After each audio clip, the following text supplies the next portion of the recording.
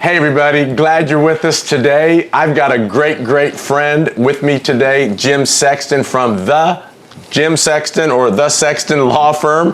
Right down the hill, if you know where the church is. Jim, we have known him and his wife, Kimberly, for several years. Got 3 great kids, grown, 1 married, and we just love them, appreciate them. A couple years ago, or 18 months ago, or maybe 2 years ago or longer, Jim was with us right here at the physical location, and I asked him just to come and hang out with us and really talk about one specific thing. Jim is a lawyer, and part of the portfolio that he and his law firm cover is with wills and trusts. And wow, when we talk about the end of your life and planning and getting your estate in order, whether you think you have anything or you don't, you need to have a will and or a trust. Jim's going to jump into that and help you kind of maybe dissect some things that you're unfamiliar with. And really, this video is just to give you some information. And let me just kind of give a shout out before Jim starts talking. I want to encourage you, if you don't have your estate planning in place, you need to set up an appointment with Jim Sexton. He's a great man, a strong businessman. His son Andrew's in the family business now as a lawyer, Christian man, and he's going to help you as you look at this next season of your life in planning for what happens when you're gone. There's some crazy stuff that can happen when you're gone, and we don't want that to happen to you and the assets and the things that you have worked so hard to protect and provide for your family and your loved ones. And so, Jim, glad you're with us. Let's go. Talk to us about wills and trusts. Sure, I'd be glad to. Thank you for that wonderful introduction too, Pastor Gary. That was very nice. But so a lot of people are calling now, especially with the COVID-19, and there's a lot of scary stuff going on. People concerned about their health and what should happen to their assets if they should pass away. Yeah. And that's why Pastor Gary asked me to come in here today. And well, doesn't the government take care of these things? Well, yeah, they do, and it's called probate. Yeah. And that's something you want to avoid at all costs if you can, and that's why you want to have a trust. Even wills go through probate, so even a simple will goes through probate. You want a trust. Well, gee, Mr. Sexton, why do you want a trust? Why can't I just depend on a will or just have the government take care of it through the probate process? Well, here's why. Probate is a formal legal proceeding.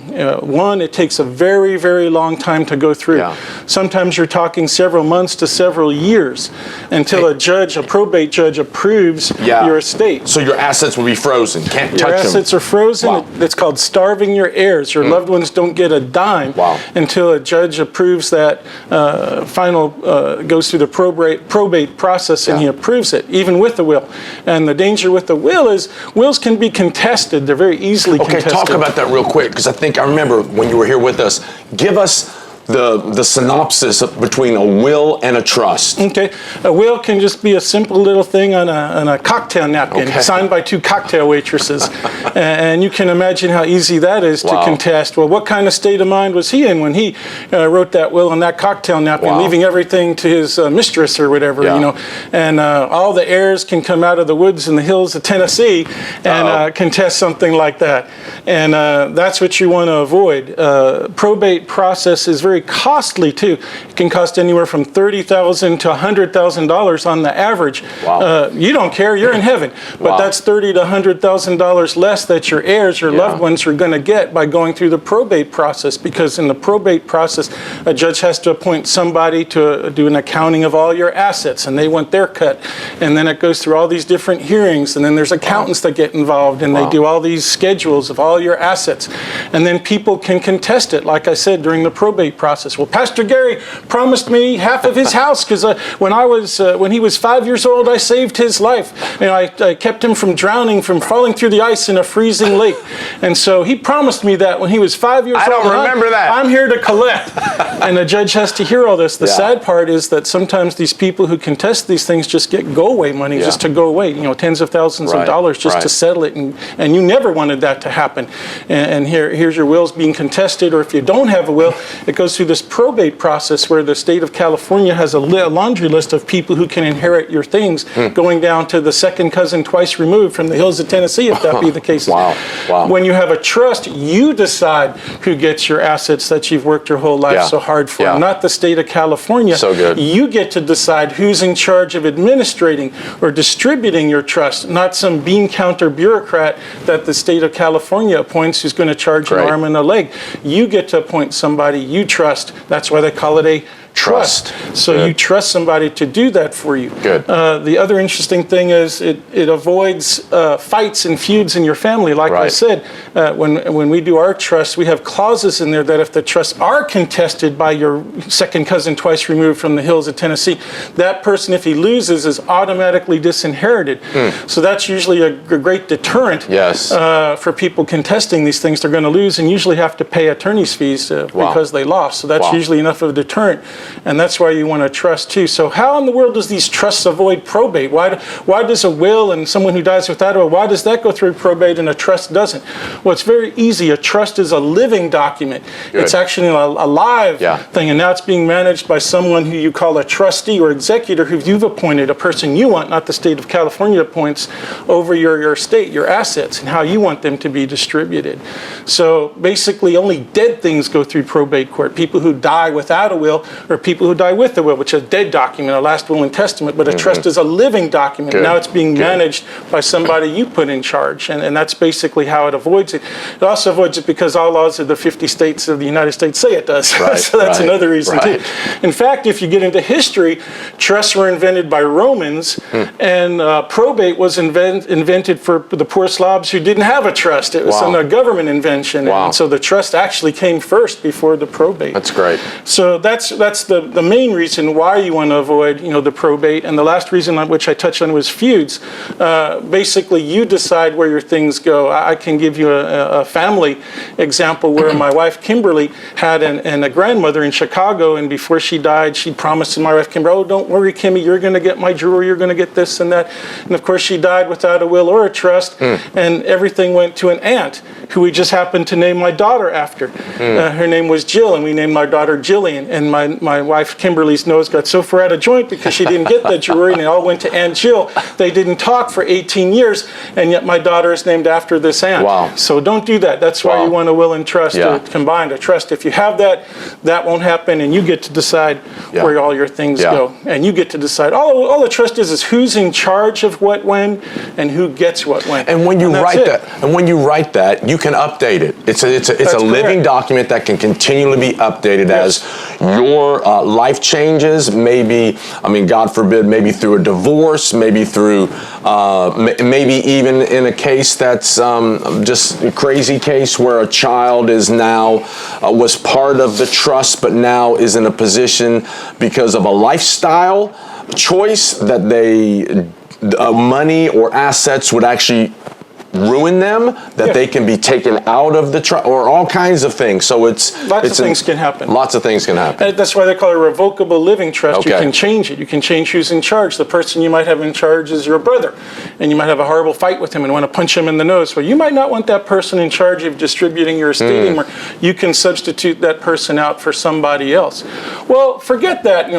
My estate plan, I'm just going to put my son's or daughter's names on my bank account and my home. We'll have it in joint tenancy. And that way, if something happens to me, I die, it'll go to my son, or, on my bank account, if I'm in a coma, I hit my head on a rock and I'm in a coma, the person I put on my bank account, they can still pay my mortgage and my electric bill, and that'll be swell, won't it? Well, yeah, but what happens if that son or daughter, whoever you do that with, gets in trouble with the IRS? All of a sudden, they're sniffing around your bank account, thinking all that money in your bank account is really your, something they should go after. That's part of your son's or daughter's issue. Or they go through a divorce, and the next thing you know, the ex-spouse is sniffing around those accounts in your home, thinking, hey, I should get half of his half of that money or that title to that house. So good. That's why you want to avoid that. When you have a trust, the only people who can get in your stuff, your assets, onto your house, into your bank accounts, are the people you've designated, either because you've passed on or because you're incapacitated. You're so sick, or you're in a coma or something like that, that you've appointed these people to be able to continue to write your electric bill and pay bills and pay pay your mortgage and things like that. And you don't have to worry about that happening. That when you have a trust, you still own everything. The only difference is the names of your assets. For example, your home is in the name of your trust, not your individual name. Instead of it being James and Kimberly Sexton, joint tenancy, husband and wife as joint tenants type of thing, it would be the Sexton Trust would be entitled to our house. And that way the only people who can deal with that are the trustees, ourselves, my wife and I, while we're alive. And then when we pass on the person we've designated to be the successor trustee to handle those things, how to divide the selling of the house, maybe distributing between our 3 kids and our bank accounts and all that other stuff. You have those people in charge. But a trust goes beyond that. It also has things called a healthcare directive built into it. So also, great. Yeah, this is so important. I remember you talked about that. Yeah, because just because you're married, check this out, just because you're married does not mean your husband or wife can make medical decisions for you. Wow. If I go to the hospital and have a knee surgery, beforehand the hospital gives me a form to fill out and say, while I'm under anesthesia, these people can make medical decisions for me while I'm in the hospital for this procedure on this date. In case something happens and they find something in there, they can't talk to me because I'm unconscious, they can talk to this person that I've designated. Well, that's great, but what if you're in a car wreck and you're rushed to the hospital in an ambulance? Who's going to tell the doctor what to do on your behalf then? Just because you're married, actually your spouse has to get an order from a judge to be able to talk to the doctors on your behalf. And now they have all these HIPAA requirements that are ridiculous. You can't even get an appointment date with your spouse. Can't call and ask your dentist when your appointment is for your spouse without them saying, oh no, we can't tell you, that's a HIPAA violation. So that's why you want these healthcare directives too, that avoid all these HIPAA problems, and you designate the people that you want to talk to the doctor on your behalf. Now, if your child's under 18, no, you don't need that because it's a minor. But anyone over 18 and even your spouse, you need to have a healthcare directive to be able to tell the doctors what to do on your behalf. And that's included in a trust too. Also, there's something called a power of attorney, which is the same thing, but it's basically someone can legally sign your name to pay your electric bill, to pay your mortgage, to get into your 401k if you're disabled and there's funds in there that you need because you have a costly surgery and you've got no way to pay for it but to dip in those funds. You're unconscious, you can't do it. You've designated the people you want to do that for you. Or you might depend on the state of California and maybe have them appoint your worst enemy to do that for you. You might, charge a nice little fee to do all that for you too. Don't do that. Don't do that. No, you don't want to do that. So that's the benefit of the estate plan too. People ask me all the time, well, this sounds really difficult to do, right, mister? This might take a year to prepare something like that. It literally can take you 20 minutes. All you need to do is decide who you want to be in charge. Choice number 1, choice number 2, and choice number 3. And then who do you want to be in charge of your healthcare decisions? Choice number 1, choice number 2, and choice number 3. They can be the same people or completely different people, but they have to be over 18 years old, and for to have to be a trustee to make decisions and follow your directions on distributing your property, they have to be a U.S. citizen. For the healthcare directive, they just have to be over 18 years old. And that's pretty much the long and short of it there. So basically you're saving money. Like I said, you're in heaven. You don't care, but would you rather have 30 or 100,000, more dollars going to your heirs than instead of paying through the state of California? It avoids the fights and feuds. It saves a lot of time. Basically, it takes just as long as whoever you appoint can distribute your assets. It's very private. The other interesting thing is the probate process is very public. They literally have to notify all your relatives to a ridiculous degree. I wasn't kidding before. They will notify the second cousin twice removed in the hills of Tennessee. Hey, come on down to the probate court. We're having a hearing about Pastor Gary Isbell and all his assets and his money. Come on down. We're going to talk about how we should distribute this stuff. If you have a trust, it's all done privately. Nothing is done through the courts, and it takes a lot less time, like I said, so you can't go wrong. Great.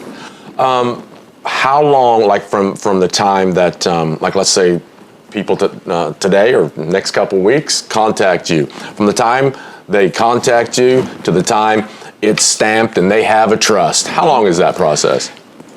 We've had people going for serious surgeries to people going to to fight off in Iraq or Afghanistan or something like that.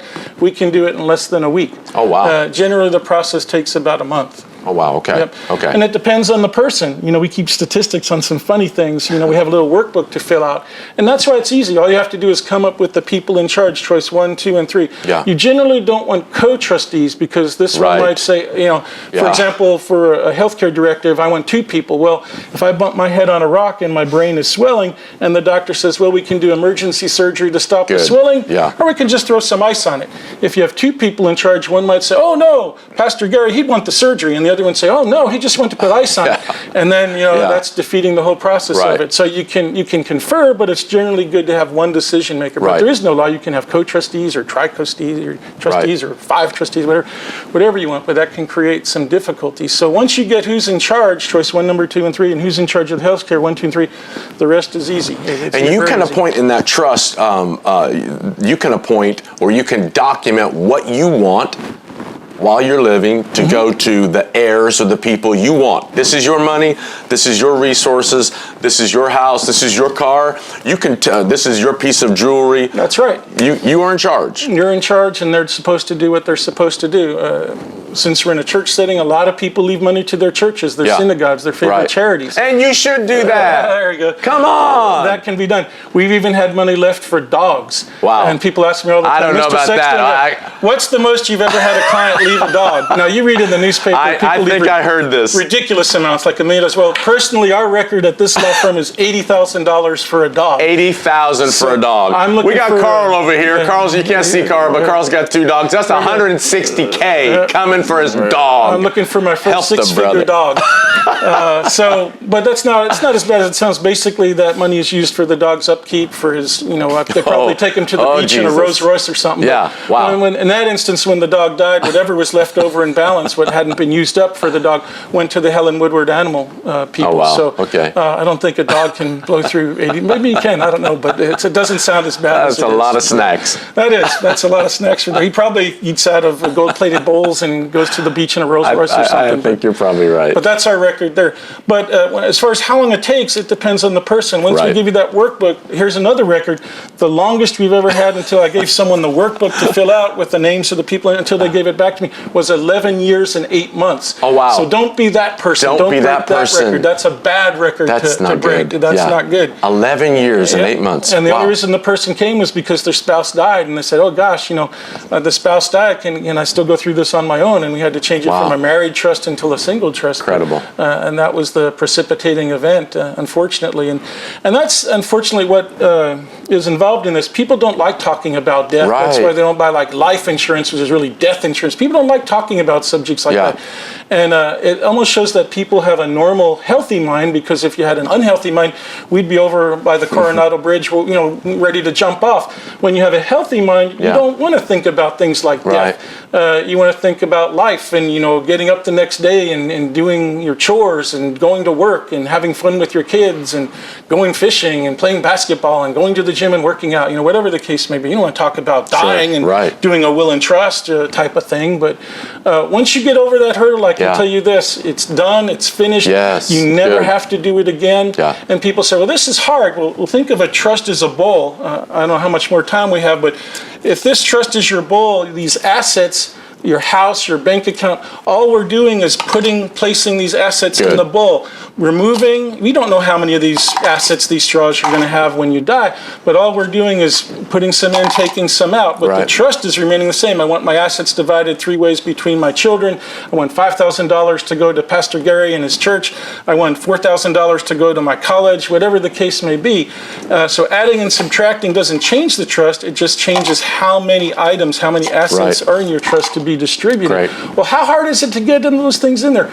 All you have to do is name your asset. Like I said, instead of your house being James and Kimberly Sexton, joint tenancy as husband and wife as joint tenants, it would change to the Sexton Family Trust. It's in there. My bank account, instead of James and Kimberly Sexton, the Sexton Family Trust, it's in there. All my assets are named that. Curiously, there's documents, so you do not have to go to DMV to change the name of your vehicle to the name of your trust. You can if you want, but by virtue of the documents that we have in the trust, trust that does that. The same for Fido, your dog. He doesn't have to go to the animal control and change his license to, the Sexton Family Trust on his license. He can keep his Fido name on his dog tag. So, but there are some things that need to be changed over. The real estate, the bank accounts. And that's easy. That's just documentation. You can fax it in, and they just need proof that you go to the bank and they say, well, gee, Pastor Isbell, how do we know you have a trust, and how do we know it's called, the Isbell Family Trust? Well, here's my little certificate of trust. I really do have it in that name, and I'm the owner of it. I'm the trustee. Right. And here it is. Oh, thank you. We just needed proof that you really have one, and we've known you for years, but we got to be careful on these things. Sure. Then after the beginning of every month, when your bank statement comes, instead of saying your name on it, Gary and Kimberly Isbell on it, it'll say the Isbell Family Trust on it, and that's how you know it's in there. Now, your checks you can keep with your individual names, your address, your phone number, whatever you want on it. But the actual document, the statement, will have the trust name on it, and that's how you know it's in there. And it's easy. When you buy a condo in Hawaii, Pastor Gary, all you got to do is they say, well, how do you want to take title to that condo in Hawaii? Isbell Family Trust. That's right. Husband and wife is joint tenants, right? No, the Isbell Family Trust, and it's in there. Or all those new bicycles I'm going to get. Isbell Family Trust. Automatically goes in there, yeah.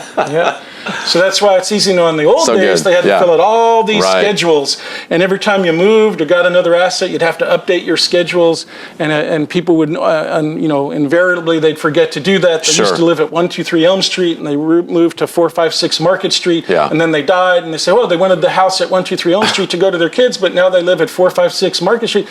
Do they still want that new house to go to their kids? But that was the old house, and they didn't update their schedule. You don't have to worry about that. It's all done. It's in the Isbell Family Trust. It's in there. It's going to be divided how they want it to be. I'm so glad, that when you came a couple years ago and did that. By the way, we did it. We had a will, but then, man, we said we got to get this trust thing going on, and so we did it. Jim actually got us set up. Listen, one more time. You need to set up an appointment with the Sexton Law Firm, right down the bottom of the hill, corner of Linwood and Bonita Road, right down there. The address and phone number if you want. We can do it. Tell us right there. Sure, 3130 Bonita Road, there you go. Suite 104 in Chula Vista. Phone number 619-476-9436. Give us a call anytime between 8:30 and 5. There you go. Free consultations. There's no obligation. We'll give you the scoop on this. Great. And then it's up to you. But you can't go wrong. I've never had a client yet tell me, gee, Mr. Sexton, doing that will and trust was the worst thing I could have ever done. Right. They're like jumping for joy at the end, and they sleep in better at night, and they're not stressed out anymore. They got it done, and they never have to worry about it again. Yeah. And they're so relieved, and they can tell their family and friends, hey, we're taken care of. We don't go through this crummy probate process and worry about, maybe the government takes care of this, and next thing they know, not having all their assets and funds going to the heirs like they thought they were going to. So good. Yeah. My mom's almost 86. I don't know, my mom's going to watch this. Shout out, Mom. She turns 86 June 3rd. Last time I was in Tennessee, we had a sit down with her and my brother and her husband, Jerry, and talked about what's going to happen. She's almost 86, another week. What's going to happen when she dies? And so she's got a trust. And we had it all outlined again, reviewing things. There's certain items that she wanted or a family member talked about that's in the trust, and how assets are going to be divided. So there's no surprises. No surprises. No surprises. You don't want surprises at the end of your life. So, man, Jim, thanks for being with us. Wow, this information is going to help us. Give it to us. Once you become incompetent, once you no longer have your normal mental facilities or faculties, you can't do a will and trust anymore. Yeah. You have to go through a conservatorship. So a lot of y'all need to do that now, because we're wondering about you. I'm kidding. I'm kidding. But a conservatorship is bad because that costs even more money. Somebody's appointed over your body and your stuff, and it could be somebody, it could be your worst enemy that the court appoints over that for you, versus you get to appoint the people who you want to be over your body and over your assets if you're unable to make those decisions for yourself. So awesome. Thanks for being with us, Jim. Man, glad you're here with us today. I know this information is invaluable. I want to encourage you to subscribe to our YouTube channel, but what I want you to do really is, why don't you send this link out to people you love? Maybe it's your mom, your dad, somebody, an older brother, sister, whoever that needs to hear this information. Again, hopefully it's not so you can get on their trust and kind of get in their pocket. That's not the intent. It's you to share the information, number one, for your benefit, for yourself, but then also to help somebody else. This is so important that people, including you, have worked a lifetime for what you currently have. And I believe it's God's purpose that you protect that for the heirs that you want it to go to. Thanks for being with us again today. Have an amazing day. See you again soon.